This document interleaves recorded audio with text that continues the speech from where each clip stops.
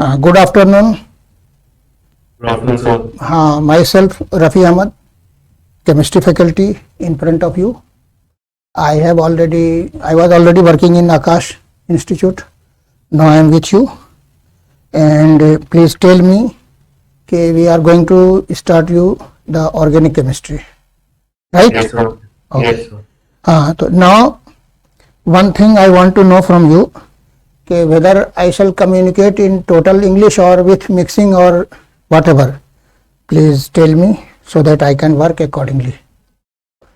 मैं बोल रहा था कि कंप्लीट इंग्लिश में पढ़ा दूं या मिक्स करके पढ़ाऊं? So, जैसे आपको सूट करे, हाँ। next करवा दो। अच्छा, मिक्स करा दूं ना, ठीक. Actually I am here talking with you regarding organic chemistry.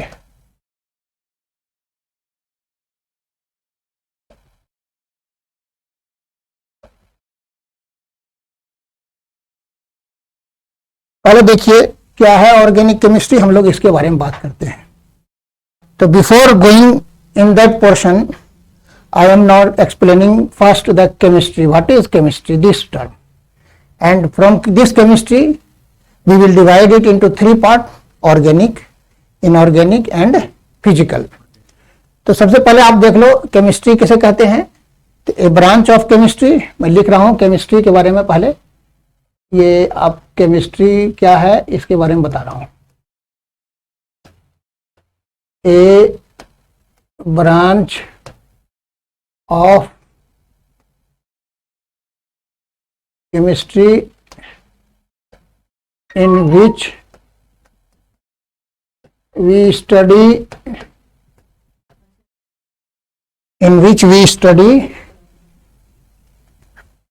about the change, और चेंज में भी आप कहेंगे केमिकल चेंज. देखिए केमिस्ट्री आपने कहा ए ब्रांच ऑफ केमिस्ट्री. पहले सिंपल में केमिस्ट्री को डिफाइन कर रहा था कि a branch of chemistry in which we study about chemical change. Chemical change बोले या आप कह सकते हो अबाउट रिएक्शन.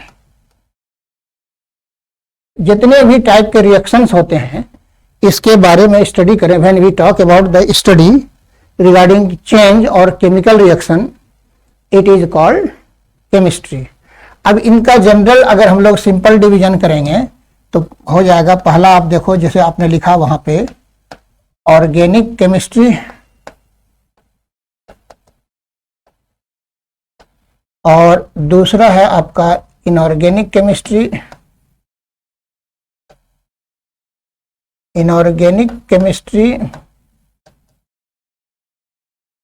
और इधर आइए थर्ड वन हम लोग बात करते हैं फिजिकल केमिस्ट्री. ये अभी कॉमन हम डिवीजन कर रहे हैं आपके साथ.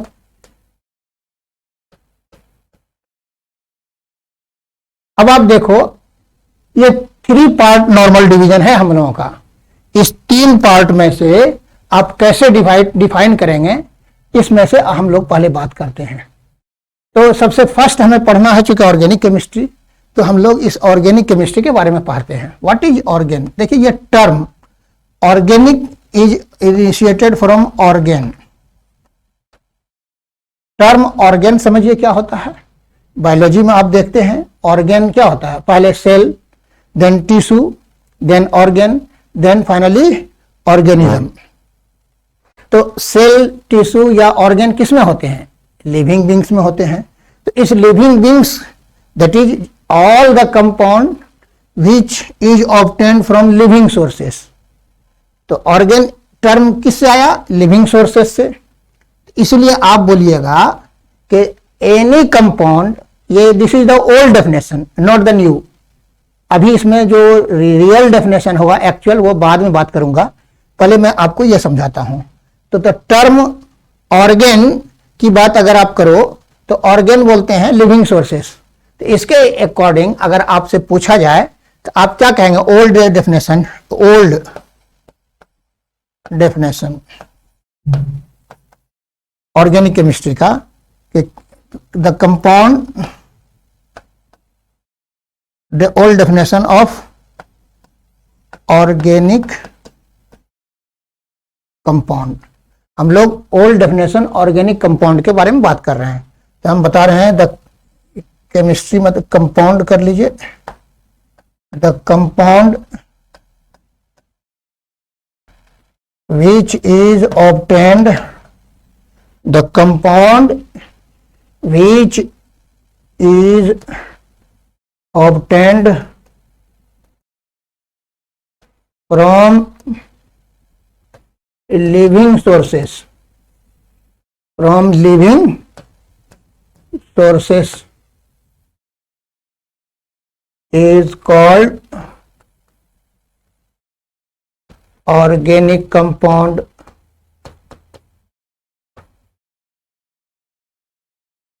देखिए ओल्ड डेफिनेशन में क्या कहा मैंने, द कंपाउंड, यहां पे लिखा मैंने the compound which is obtain from living sources. अब लिविंग सोर्सेस से जितने भी कंपाउंड ऑब्टेन्ड होंगे इसे आप क्या कहेंगे, organic compound. This is the old definition. ये बेसिकली पहले क्या था, मैं आपको बताऊं कि ओल्ड टाइम में कंपाउंड के दो सोर्स थे, एक लिविंग सोर्सेस और दूसरे क्या थे, नॉन लिविंग सोर्सेस। तो जितने भी कंपाउंड लिविंग सोर्सेस से ऑब्टेन्ड होते थे उसे कहा गया ऑर्गेनिक कंपाउंड, ये आपके सामने है। और दूसरा जो अदर सोर्सेस है, जो नॉन लिविंग सोर्सेस आप बोलते हो, तो that compound which is obtained from non-living sources is called, ये आप देख लो दूसरा जो पार्ट बताया था, इनऑर्गेनिक कंपाउंड। इसमें मैं आपको सिर्फ समझा रहा हूं, फिर प्रोसीड करूंगा। नॉन लिविंग सोर्सेस, ये कंपाउंड किससे ऑब्टेन्ड होगा, तो non living source. This is the old definition, not new. तो मैं बता रहा हूं कि कंपाउंड, यहां पर आपने क्या कहा ओल्ड डेफिनेशन में कि the compound which is obtained from living sources is called organic compound. और इनऑर्गेनिक कंपाउंड किसे कहेंगे, मैं शॉर्ट में लिखा, मैं डिटेल वही रहेगा, the compound which is obtained from, यहां पे लिविंग के जगह पे आप ये नॉन लिविंग डाल देंगे, ये सारा डाल देंगे तो इनऑर्गेनिक का आ जाएगा। तो compound obtained from non living sources is called inorganic compound. और थर्ड वन है आपका जिसे आप बोलते हो फिजिकल केमिस्ट्री।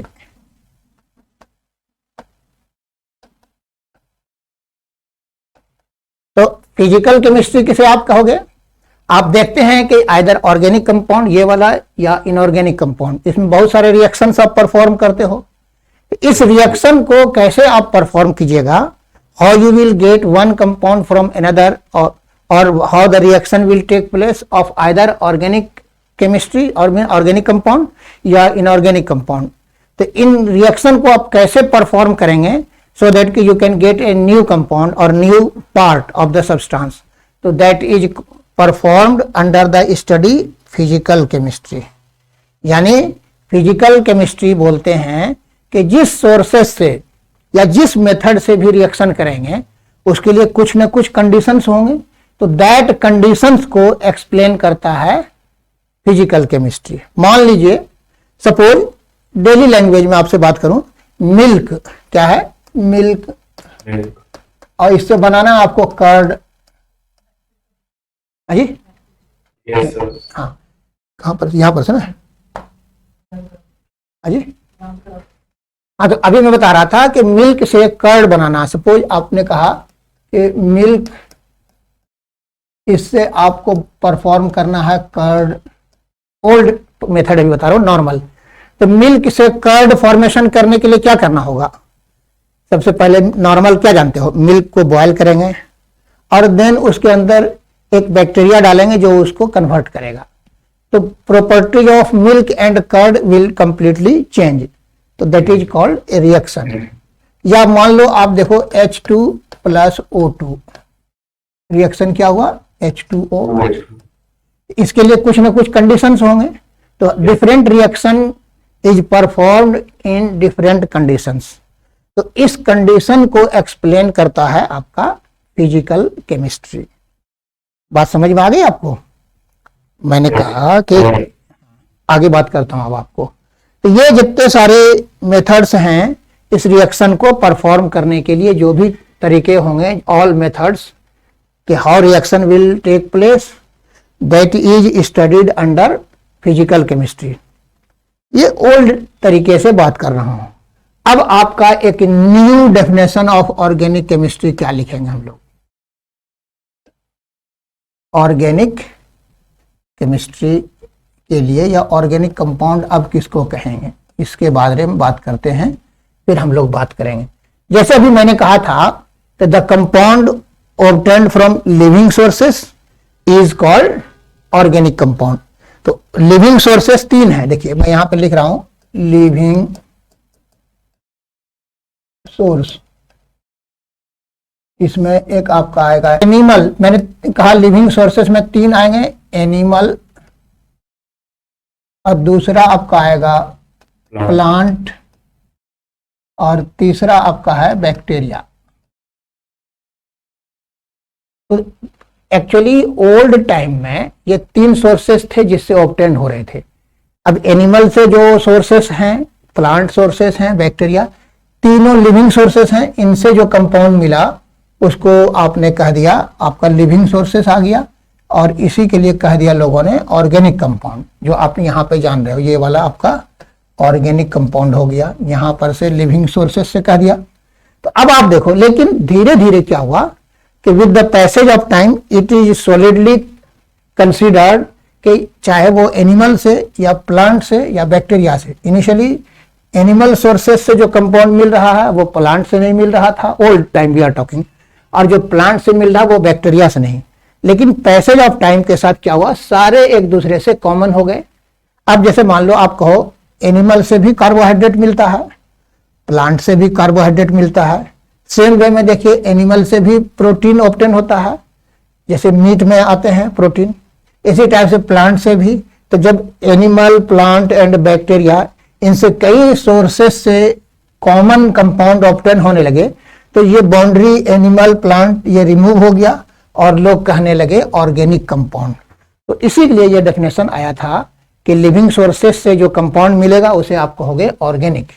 लेकिन with the passage of time क्या हुआ कि एक साइंटिस्ट था जर्मनी का, जिसे आप बोलते हो होलर, ये जर्मन साइंटिस्ट हैं, जर्मन साइंटिस्ट। इन्होंने क्या किया कि यूरिया ऑब्टेन कर लिया। यूरिया का फॉर्मूला होता है NH2CO NH2, इसे आप बोलते हो यूरिया।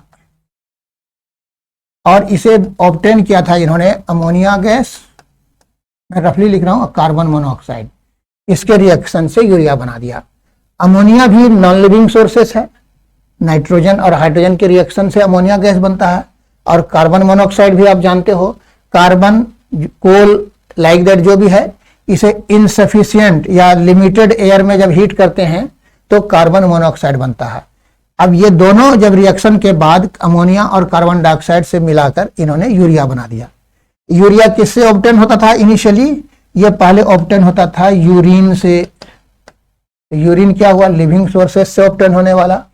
लेकिन यहां पर क्या किया इन्होंने कि लैब में बना दिया, लेबोरेटरी में बना दिया इन्होंने, लैब में इन्होंने बना दिया। किसने? तो होलर ने।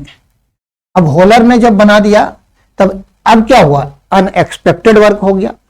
मीन्स कि लिविंग सोर्सेस से जैसे मिलना था वो यहां पे इन्होंने नॉन लिविंग से बना दिया। ये दोनों क्या है आपका? नॉन लिविंग सोर्स हैं। नॉन लिविंग सोर्सेस से जो कंपाउंड मिले हैं, अब इससे इन्होंने यूरिया बना दिया। ये क्या है आपका? कंपाउंड जो यूरिन है, दैट इज लिविंग सोर्सेस से, लिविंग सोर्सेस से। अब एक न्यू डेफिनेशन चाहिए। आप क्या देख रहे हो कि कंपाउंड टिल नाउ जो लिविंग सोर्सेस से ऑब्टेन हो रहे थे, तो जर्मन साइंटिस्ट जो होलर हैं इन्होंने लैब में बना दिया यूरिया। तो ओल्ड डेफिनेशन क्या हुआ? एक तरह से धीरे धीरे मीनिंगलेस हो गया। लेकिन साइंटिस्ट दैट टाइम में कंसीडर कर रहे थे कि यार ये तो बड़ा मुश्किल काम है, कार्बोहाइड्रेट जरा बना के दिखाएंगे तो जानू। और कई तरह से different scientists have different opinion, they become rigid. लेकिन with the passage of time कई कंपाउंड ऑब्टेन हो गए, जिसमें से आपका कार्बोहाइड्रेट को एक साइंटिस्ट रशिया का है जिसका नाम है बुटलेरोव। ये रशिया के साइंटिस्ट थे। कहाँ के हैं? हाँ, रशियन साइंटिस्ट। इन्होंने लैब में कार्बोहाइड्रेट बना दिया। और भी डिफरेंट सोर्सेस, डिफरेंट साइंटिस्ट हैं जिन्होंने इसे ऑब्टेन किया। तो फाइनली अब एक न्यू डेफिनेशन चाहिए। तो इसके अकॉर्डिंग अब एक क्या हुआ, लिविंग सोर्सेस से भी कंपाउंड ऑब्टेन हो रहा है, और दूसरा आप क्या देख रहे हो, नॉन लिविंग सोर्सेस से। तो एक बाउंड्री बहुत ही कंफ्यूज हो गया। देन फाइनली एक न्यू डेफिनेशन चाहिए जिसको कि आप बोलते हो मॉडर्न डेफिनेशन। Modern definition. अब मॉडर्न डेफिनेशन क्या होगा उसको समझा रहा हूं मैं आपको। उसके लिए अब आपके पास मैं यहां पे एक अगले पेज में लिखता हूं, इसे हटाता हूं यहां पर से। तो मॉडर्न डेफिनेशन के लिए सबसे पहले जो डिफाइन करते हैं वो मैं आपको बता रहा हूं कि यहां पे आप कहते हो, अब एक टर्म आता है जिसे आप बोलते हो हाइड्रोकार्बन। मैं इसे डिफाइन करके फिर आपको मॉडर्न डेफिनेशन को डिफाइन करूंगा। और दूसरा एक टर्म आप बोलते हो डेरिवेटिव्स। ये पहले इस दोनों टर्म को आप समझिए, फिर आपको मैं समझा दूंगा। तो देखो, आप हाइड्रोकार्बन जो आप बोलते हैं दो टर्म से बना है, एक हो गया हाइड्रोजन, दूसरा हो गया कार्बन। तो हाइड्रोकार्बन आप बोलेंगे compound obtained with carbon and hydrogen, in that compound in which only two elements carbon and hydrogen are present, it is called hydrocarbon. अब इसमें एग्जांपल में अगर हम कहें तो आप देखो, मैं लिख रहा हूं नॉर्मल C2H6 हाइड्रोकार्बन हो गए, कार्बन हाइड्रोजन। इस टाइप के दूसरे एग्जांपल की बात अगर करूं, C2H4 हो गए, C2H2 हो गए। ये तीनों ओपन चेन कंपाउंड थे। और एक मैं इधर क्लोज चेन में लिखता हूं C6H6। अब इसके स्ट्रक्चर को थोड़ा सा मैं लिखता हूं, फिर आपको बताऊंगा। ये हो गए, हर जगह हाइड्रोजन डाल दो आप। और ये देख लो आप, ये हो गए C2H4। यहां पर देखिए, पहला मैंने ओपन चेन स्ट्रक्चर में लिखा सिंगल बॉन्ड वाले, दूसरा लिख रहा हूं डबल बॉन्ड वाले, और तीसरा मैं लिख रहा हूं C ट्रिपल बॉन्ड CH। ये हो गए आपको। और लास्ट इधर मैं लिख रहा हूं आपको ये रिंग बना दिया। अब ये हो गए हाइड्रोकार्बन। तो लास्ट वाले हो गए बेंजीन, आप देख रहे हो, और क्लोज चेन स्ट्रक्चर। और इधर ये तीन हो गए एल्केन में, ये एल्कीन में, ये एल्काइन में। इसमें सिंगल बॉन्ड होते हैं एटलीस्ट एवरीवेयर कार्बन में। यहां पर एल्कीन में क्या होता है, दो कार्बन के बीच में one place have double bond, and in case of alkyne there is one triple bond between two carbon atom। और ये हो गए सारे क्लोज होते हैं बेंजीन रिंग। ये हो गए सारे हाइड्रोकार्बन। आप देख रहे हैं everywhere only two element carbon and hydrogen are present, चाहे वो एथेन देखो, इथीन, इथाइन और बेंजीन। अब दूसरा मैं डेरिवेटिव्स को समझा रहा हूं। तो डेरिवेटिव्स में क्या करते हैं, जैसे यहां पर आपने देखा, मैं इसी को लिख रहा हूं C single bond. Everywhere hydrogen है आपका। अब किसी एक हाइड्रोजन को हटा दिया गया, एनीवन, मान लो लास्ट इसे हटा दिया, यहां पर से इसे हटा दिया आपने, इस जगह पे आपने डाल दिया X हो गया हाइड्रोजन। तो एक इसे हटाने के बाद ये हटा दिया और इस जगह पे X ले आए। अब ये क्या हो गया, हैलोजन ऐड कर दिया। तो इसे आप कहेंगे हैलोजन डेरिवेटिव। ये क्या कहलाएगा, हैलोजन डेरिवेटिव्स। इसी टाइप से अगर यहां पर इसे हटा दो, यहां पर से मान लो यहां पर आपने डाल दिया OH, तो ये कहलाएगा आपका, इसके अकॉर्डिंग अगर लिखना होगा तो आप लिखोगे हाइड्रोक्सी डेरिवेटिव्स। Hydroxy derivatives. अगर यहां पे एक X है, दूसरा यहां पे डालोगे तो ये कहलाएगा डाई हेलोजन डेरिवेटिव। तो ये इसी टाइप से। अब यहां पर देख लो, इस पे आप जैसे यहां पे मैं समझा रहा हूं, यहां पर X डाला, यहां पर भी X डाल दिया, तो दो हेलोजन हो गए। तो इसे आप कहोगे डाई हेलोजन। यहाँ अदर में आपका हाइड्रोजन पड़ा हुआ है यहाँ पे, इसे आप कहोगे डाई हेलोजन। डाई या बाय भी कहते हैं, डाई हेलोजन डेरिवेटिव्स। अब किसमें से रिप्लेस किया आपने? तो पहले देख रहे थे इथीन है या इथिलीन, तो इसे बोलेंगे die halogen derivatives of ethene बोल देता हूं। IUPAC में आप इथीन बोलते हो। अगर 3 हटा देंगे तो कहलाएगा ट्राई हेलोजन डेरिवेटिव। यहां पर एक रिप्लेस किए हैं तो इसे आप मोनो भी लिख सकते हो, मोनो हेलोजन डेरिवेटिव। और अगर OH की बात करो तो यहां पर लिखेंगे मोनो हाइड्रोक्सी डेरिवेटिव। ये हो गए डेरिवेटिव किसके भाई? किसमें से रिप्लेस किया आपने?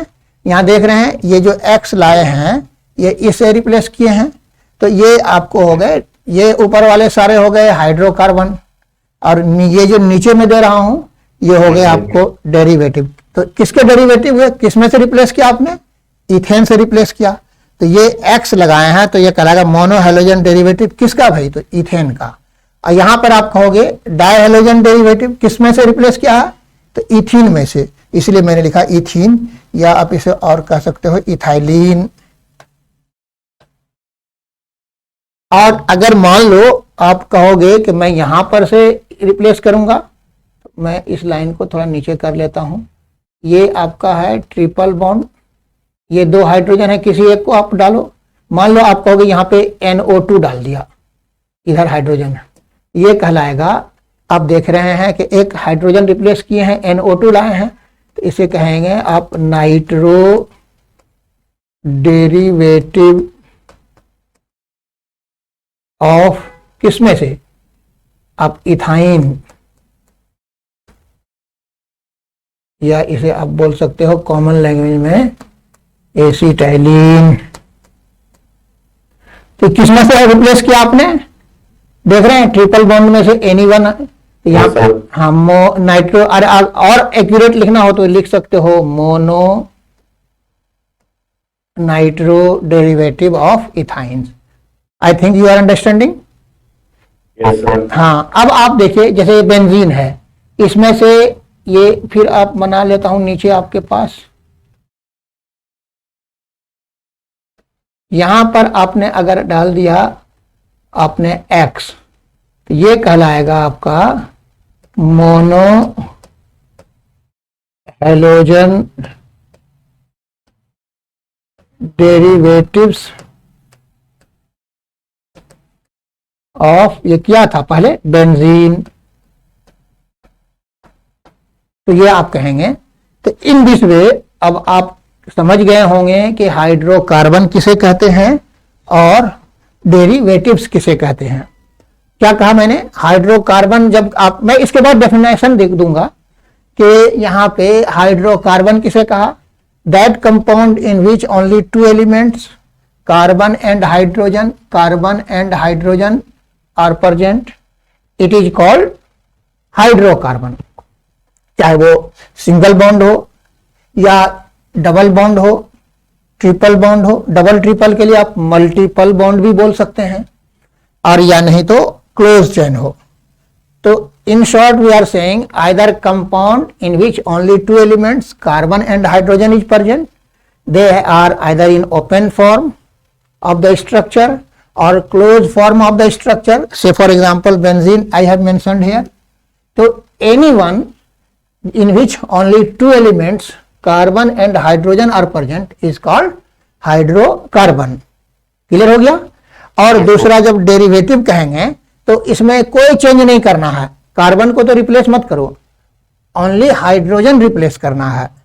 और हाइड्रोजन रिप्लेस करना है, और उस in place of hydrogen if we are adding any other elements other than hydrogen, जैसे X हाइड्रोजन ऐड कर दिया, या आप कहोगे OH ऐड कर दिया, तो लाइक दैट जब ऐड करते हैं मेंटेनिंग ऑक्टेट रूल्स, तब इसे आप बोलते हो डेरिवेटिव्स। क्लियर हो गई बात?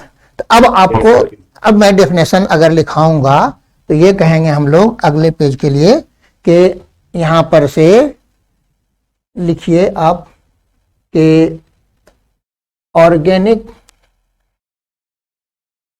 अब ऑर्गेनिक कंपाउंड को डिफाइन कर रहा हूं। ऑर्गेनिक कंपाउंड, अब बोलेंगे यहां पे हाइड्रोकार्बन,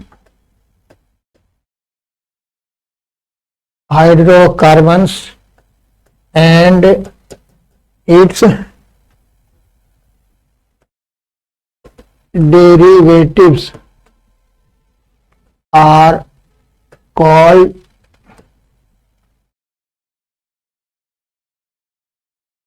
organic compound.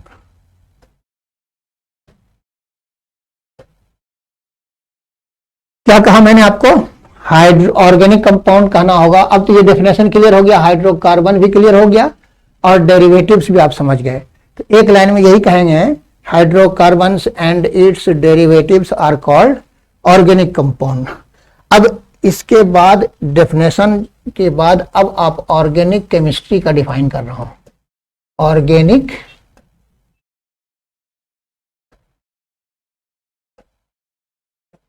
केमिस्ट्री किसे कहेंगे आप? Organic chemistry.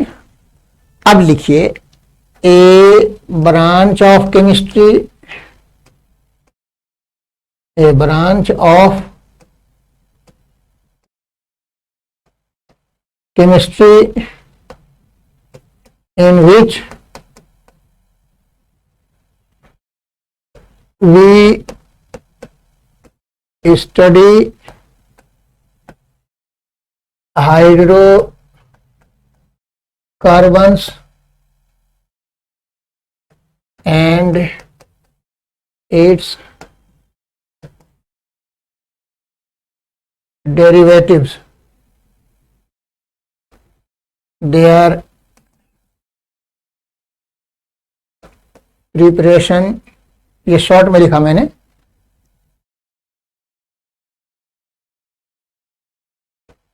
properties and conversions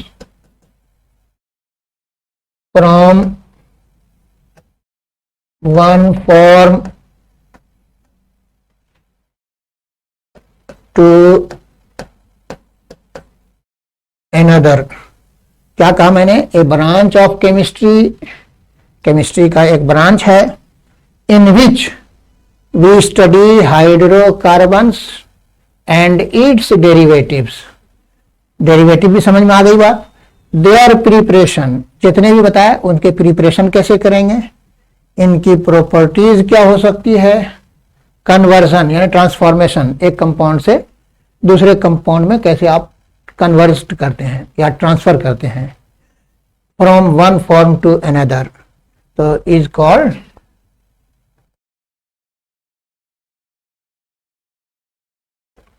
organic chemistry.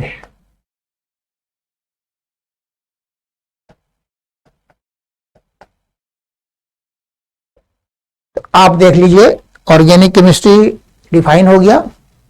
अब अगर आपसे पूछा जाए इनऑर्गेनिक केमिस्ट्री, तो आप क्या कहेंगे? ये अभी आपने जो कहा, ये दो कंपाउंड है हाइड्रोकार्बन एंड इट्स डेरिवेटिव, इसे एक्सक्लूड कर दीजिए, माने रिमूव कर दीजिए या हटा दीजिए, तो एक्सेप्ट। अब इनऑर्गेनिक अगर लिखना होगा तो आप कहिएगा all the compound except hydrocarbon and its derivative. याद रखिएगा, एक्सक्लूडिंग कह सकते हैं, excluding hydrocarbon and its derivative. Exclude कर दे इतना सारा तो आपको हो जाएगा इनऑर्गेनिक कंपाउंड। क्लियर हो गई बात? Yes, sir. हाँ, अब इसे आपको जितनी सारी बातें आएंगी इसी में आएंगी।